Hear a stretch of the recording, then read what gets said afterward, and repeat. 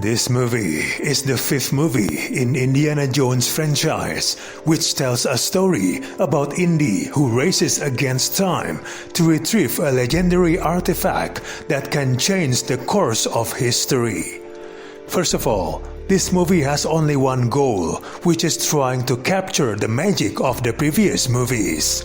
Unfortunately, it doesn't really work as it fails to recapture the spark of those, especially the first three movies. The movie starts with the de-aging of Harrison Ford's face that looks really unnatural.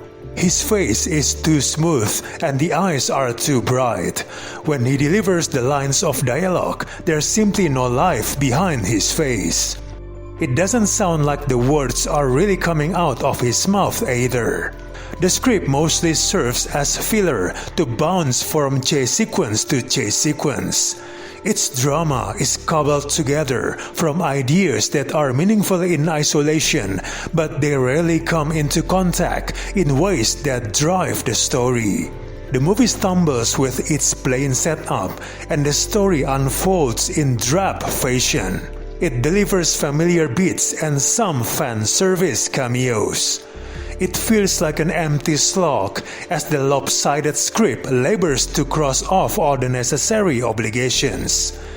Everyone goes on a globe-trotting chase for the lost artifact, whose ultimate purpose is left so vague for so long that you sometimes sense that the film is trying not to spoil itself. The film is loaded with mayhem, but painfully short on spark and bravado. The action is generic and clunkily staged, along with some dark and mediocre CGI.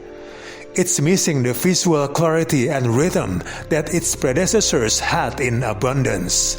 The adventures become stale as there's no sense of danger. It's so safe that even its 80-year-old hero never seems to be in any significant danger. It mostly ignores the physical realities of what an 80-year-old body can do.